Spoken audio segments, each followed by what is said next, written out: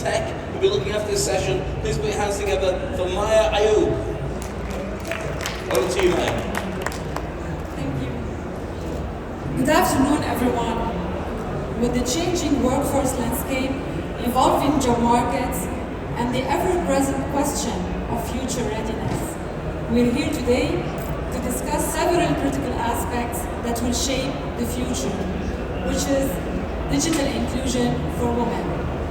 Promoting young girls' interest in science, technology, engineering, and math is key for achieving this goal. But first, I want to thank the organizers, and let me tell you, I'm super excited to be here with my brilliant panelists. I'm even more excited to be the moderator. It's nice to be the one asking the questions, not the one being asked.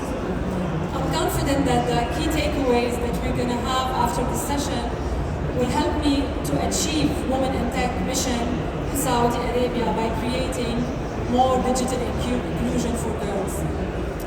I'd like now to ask my esteemed guests to start introducing themselves.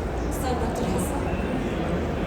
Good afternoon. My name is Dr. Hassan Agari. I'm an assistant professor of instructional design and technology at Princess Noor University, a consultant and a fellow, Women in AI fellow at SAFE. And I'm happy to be here. I'm also a member of the Women in AI. Thank you. Rima, can you introduce yourself, please? Good afternoon, everyone. My name is Tima Rashid. I'm the Managing Director of Education for Employment. Education for Employment is the largest youth employment organization across the Middle East and North Africa, with offices in 9 different countries, actually, in the region. And I'm very excited to be here with you today, advocating for employment opportunities for young women. Thank you, Dima. Dr. Dalal, please do. Hello everyone, my name is Dalal Abbasi. I'm the General Manager for e-learning department in Al-Tamimi company. I'm also an EdTech consultant and I'm so happy to be here. Thank you. Please, let's give them a round of applause. I would like to start with Dima on the importance of women in digital inclusion. So why is it important to focus on women's inclusion in tech employment sector to increase women's participation in the labor force? Thank you for that question, because everything is about actually increasing the participation of women in the workforce, including the tech sector. And because the tech sector actually is a promising sector, it means that there are more opportunities for women to participate. And when we talk about the growth of the sector, especially, for example, in Saudi Arabia, we're looking into a huge percentage of the GDP that is not fossil fuel related is going to be in the tech sector. So it means that there are more opportunities for employment in general, and especially for young women. This is one component. Another component is that from the work that we do, we collect a lot of data from our youth that we employ, and the data is about the quality of the jobs, the payment, their satisfaction actually with these jobs. And in the recent research that we've done from our own data, we noticed that actually the quality of jobs in the tech sector are better than the other sectors, which means that for young women, if they were employed in the tech sector, they will get a better quality of a job, and that will address some of the barriers that they might face. Thank you. Would you please take us through the Kingdom's efforts, initiatives, and projects in education to support and promote women's digital inclusion? Okay, it's a great question, and I would like first to start to acknowledge these amazing women, Saudi women, who are in the technology field right now. We have amazing names, starting from, for example, Diva Yahya, who's the General Secretary for the Digital Cooperation Organization. And we have an example of the Ministry of Education, Dr. Noor Hanna, who is the General Supervisor for e-learning, who's actually overseeing huge initiatives and projects for educational technology and enhancing technology in education. In entrepreneurship, we have names like Hadi Ayub, who's actually who started an assistive technology, White Sign Glove, who's actually helping students to transfer sign language examples of Saudi women actually leading technology in the technological field. And personally, like I am being here, I'm a general manager in Al-Tamimi, which is Country for Educational Services. They really believe in women. I have amazing women in my team who are product managers, system analysts, and so on. So we do have amazing examples. And this didn't come from nowhere. It came after a lot of efforts from the kingdom, invest in their daughters and the girls in Saudi. And that we can really see when women participation in the technological field in 2017, it was only 7%. In 2023, it jumped into 25%. And that invited global entities to give awards to Saudi Arabia, like the International Telecommunication Union. And also we can see it in the World Forum reports in 2020, putting Saudi Arabia one of the top 10 countries in digital skills. So there are a lot of efforts. Now when we talk about efforts, okay, what do we mean by empowering women? What do we mean by efforts? It's basically building capabilities, really enriching talents, and opening opportunities for women in the field. So I'll just give a few examples of how this is happening. Scholarship programs. Scholarship programs are open for both males and female students in different fields, and so they all have the opportunities to go and study from high-ranked universities in engineering, technology, cybersecurity, and so on. And we can see the impact of that coming back to Saudi Arabia. We have also teaching digital curriculum. We have digital curriculum skills starting from the 4th grade upwards. And programs in Ministry of Education is investing in schools like Madrasati Tubarmij, which is actually having students to code in schools, and some of the competitions like AI is good. It's a global competition, and our schools are actually, our students are participating in it, asking students to look at a problem and how can AI solve that problem. So there are a lot of initiatives. If, for example, the Digital Government Authority, they have this amazing training for females in government to prepare them to lead digital transformation in government in Saudi. So it's a training program for females leaders. So, and this is only an example of some of the efforts in the kingdom. Actually, I was impressed last week. I was at King Abdulaziz City for Science and Technology at CAX, and I was impressed by the number of female leadership positions in science. We have to acknowledge the remarkable contribution that the kingdom has made under Vision 2030. And one of the statistics that was really, I believe, is not much communicated is that, for example, in semiconductors labs at CAX, the participation of women at these labs is around 25%, which worldwide would never exceed 10%.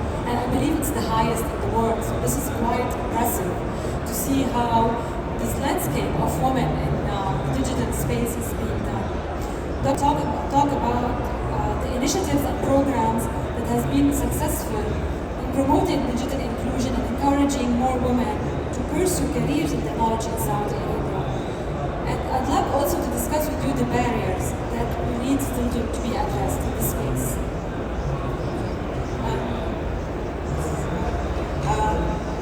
With Vision 2030, like my colleagues mentioned, and the Human Capability Development Program, we've had a lot of programs, a lot of initiatives to empower women and for digital inclusion.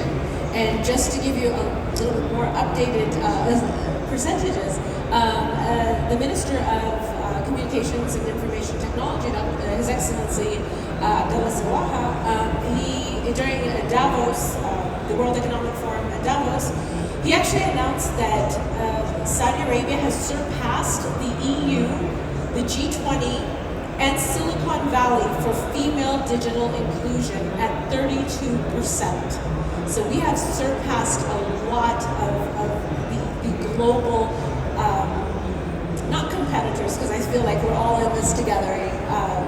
So one of the programs we have that very first and the only in the world Apple Developer Academy DWIG, which is to empower females and women and young girls for digital leadership and empowerment in the digital fields, technology in general.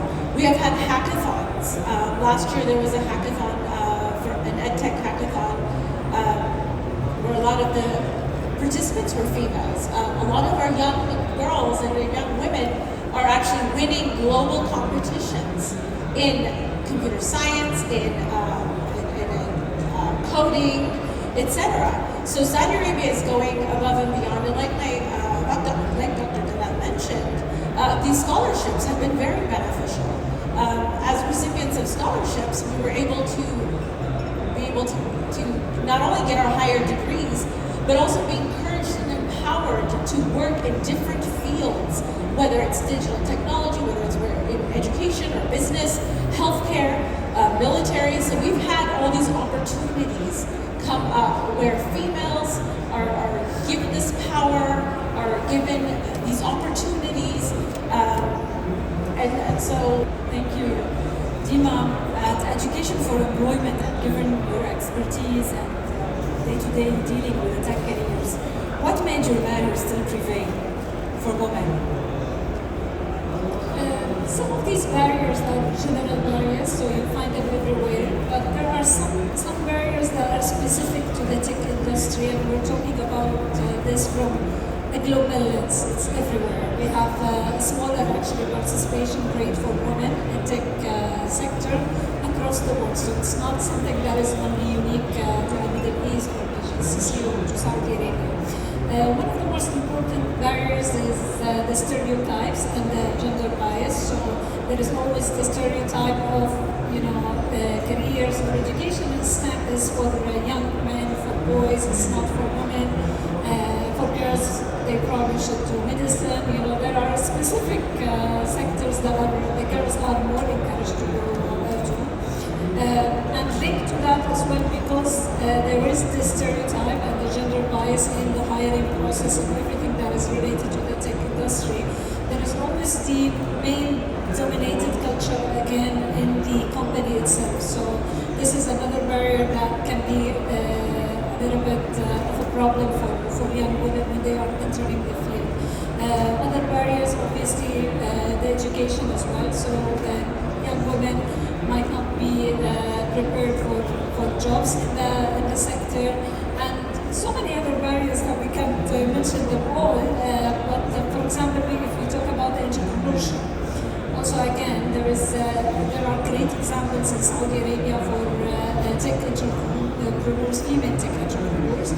But we need to encourage more women as well to go into the field. And for women entrepreneurs, there is a problem of the networking. Dr. Dalal, with all the development of AI and the use of large language models, do you think there might be a barrier of a challenge for women in digital inclusion? Actually, I really agree with what Dima just mentioned. She mentioned about biases, and we all know that how technology mainly is dominated by male.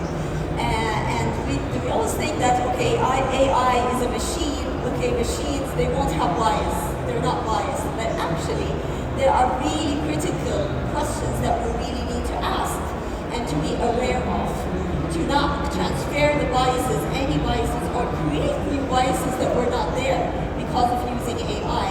So the questions regarding data, the data source, where does this data come? So when we use AI, either in recruitment process or any kind of use of AI, we really need to think critically, okay, where is the source of data? And then another thing, how this data is trained. What are the training techniques, or how is it being trained? What are the algorithm models that has been used and who wrote it? And then organizations, who are the team that working with the AI, the developers? How diverse is the team? Do we have women in the team? Do we have diverse people in this team? Because what's happening, because what you put into AI, you get back, right? So if it's all about what is the data that is entering, and AI ethics and biases and inclusion and all of these things we really need to think about it now and critically. I'll give you some examples. There's a really good paper that was written by MIT Technology Review, and it's all about AI models. Are they politically biased? And basically, they found in the review that they asked different GPTs, like AI models, and it depends if you're left wing, right wing, and it will give you different actually answers. So it can be biased. Another example that happened with Amazon, in their AI recruitment, they found that it was not gender neutral.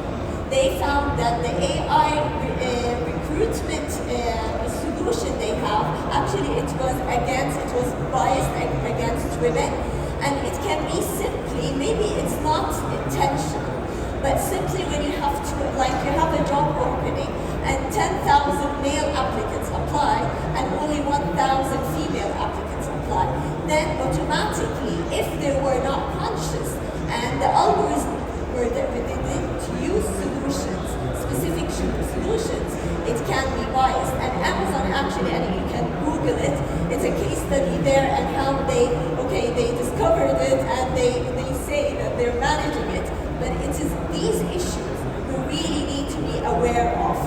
Solutions of it, it's basically we really need a global framework, global policies and procedures to really protect us all.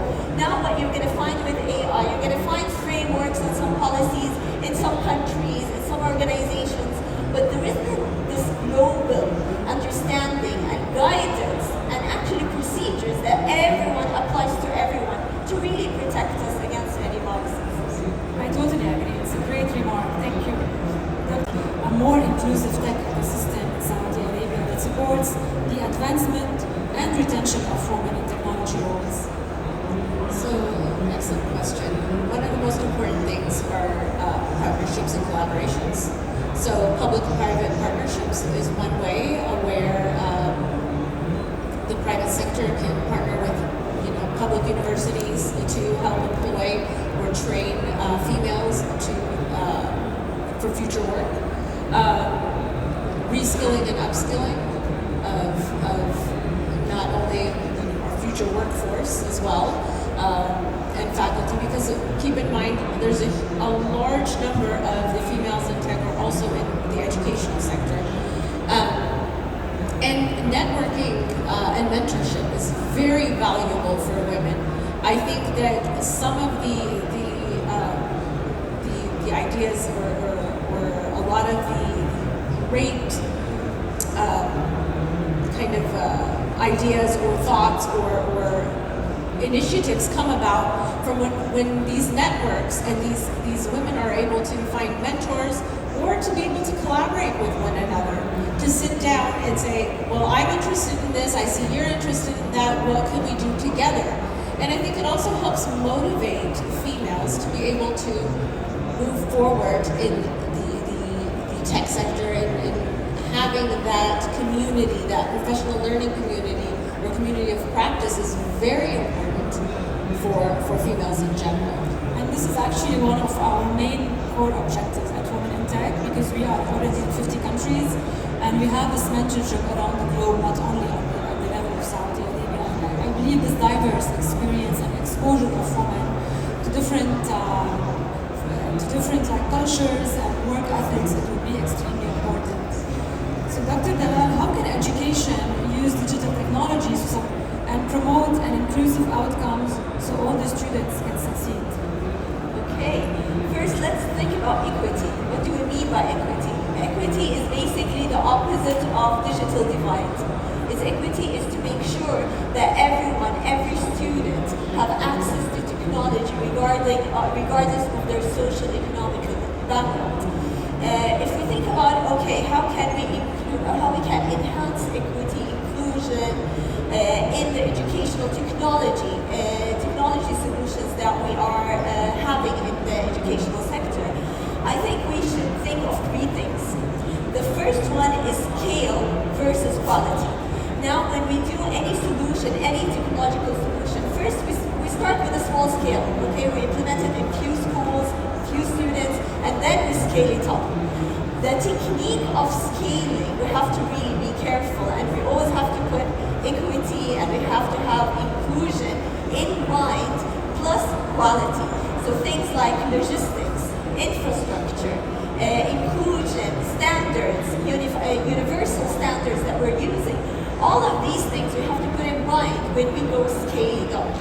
Another thing are people. Who are the people that we are actually serving with these technological solutions? Practitioners, teachers, parents, different stakeholders. We have to, as Dr. Hessa mentioned, we have to look at how we're going to support them, what kind of mentorship, hubs we're creating, training we're creating, so we can actually include everyone in the solution. The third thing is data and transparency. Where is the data? Where are we getting these data? How we are using these data to inform decision making, how we're sharing and privacy and stuff like that. All of these things we really need to take in consideration. Now when we think about technology and emerging technologies, how we can use them in inclusion and equity. What's funny about technology, it can be either really increasing the digital divide or it can really enhance inclusion. But one of the examples that technology works really well is, for example, assistive technologies. Assistive technologies basically are technologies that we use to help students with special needs, okay? So here, technology is really working, it's working magics. I just had a conversation with this amazing woman who works with autistic children, and she was explaining how robotics and environmental, these immersive environments, how they use it to prepare autistic children before going to a certain environment, like before going to a dentist. They put them with a robotic and with this immersive environment to prepare them before going to a dentist. This is just one example of how assistive technologies can enhance inclusion. Another example is basically e-learning and blended learning, reaching learning, education to people regardless where they are, the time, space. So this is also to include, and this is what we're seeing with one of the initiatives that we're working at, which is one of the Human Capability Program, Vision 2030, is basically developing education in remote areas. And what we're doing, we're looking at solutions using e-learning and blended learning to solve problems and to reach and empower people, women, children, men, to empower them, to give them quality of education. So these are only examples. There are many other examples for using technology in this way. Thank you. I actually believe that we need to bridge the digital gap and the connectivity gap. Up until today, we still have more than 2.8 billion people not connected. And technology have revolutionized the way we can reduce to have more inclusion for people, so I hope we'll be able to do that. Dima, what are tech companies' responsibilities in promoting? I think I'll also mention the example you talked about, which is the Amazon, for example. The Amazon is a company. This company had this responsibility to make sure that the recruitment processes are not, there is no bias in the recruitment process, that the company went and examined the automated systems and discovered there is a bias. So this is an example of the responsibility of the company. Obviously, there is always the regulators that make sure that these companies are following certain guidelines. But again, it's at the end of the day, the responsibility of this company is important. One of the things is during this process from attracting women, young women, how do we create these, the environment, inviting environment, the brand, the image of the company that invites young women to apply and try to work at this place. Then you have the recruitment process and training the hiring staff not to have these biases, looking at the automated systems to make sure that there is no gender bias in the automated system. And then once you attract and recruit young women, you have to create, first of all, address the male-dominated culture of the company, address some of the things that might be really annoying to women in general. balance is extremely important, and it's something that they value and that might really impact the retention of them staying in the job.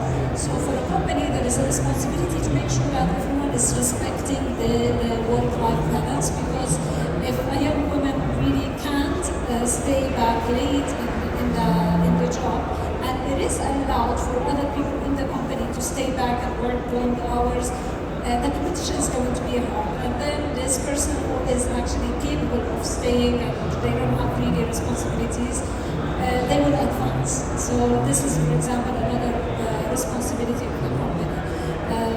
Then we move to the next one, which is the progression. Okay, you need to also provide learning opportunities for women. You need to provide them with mentorship. You need to provide them with all the tools they need to progress in their careers and support them in that. And finally, there is one more important thing, which is the career gap. And it's something that happens a lot with women, because a lot of a high percentage actually of women, they have to stop their career at one point, then have kids and the maternity, and then they come back. And when they come back, they are sometimes out of touch. They lose, the years of experience. Their male counterparts or colleagues, they advance. So, for example, one thing that can be done is paternity leave, which means that also the man is offered the same option to stay at home and take care of the family. So it's not only the responsibility of the woman. So there are so many things that companies usually can do, but also it requires a lot of support and policy work from regulators and from the government. Yeah, the point that you mentioned on the was once sitting on a panel, and one speaker, she was saying that she didn't take her maternity leave because she had a lot of work to be delivered. So I believe this is becoming frustrating at the same time, and the paternity leave is much more needed as well, because we really should try to have this balance between work and life. And I would like you to ask Dr. Hassan, what strategies have proven effective in overcoming these cultural and social barriers for women participation in the tech industry? So I want to kind of add to what my colleagues mentioned. I need to give credit where credit is due to all the men out there, the fathers, the brothers, the husbands, the sons that have supported us women to get to where we are at. We thank you. We could not have done this without your support, so thank you. And a lot of the barriers that is that within certain, let's say this region, female participation is a little bit newer, right? And we don't have those communities set up just yet. The professional learning communities or the mentorship programs, etc. They're available, they're there. We just need to kind of increase these types of initiatives or programs. And like you mentioned, the paternity leave and maternity leave, it is important that we understand that yes, we want equity and we want to be able to have more increased participation of females in the workforce. But those supports need to be in place. Those supports, and I think what is happening right now on a nationwide scale is there is a huge corporate culture shift in female participation, in inclusiveness, being able to include females within certain sectors, and a lot of it just comes down to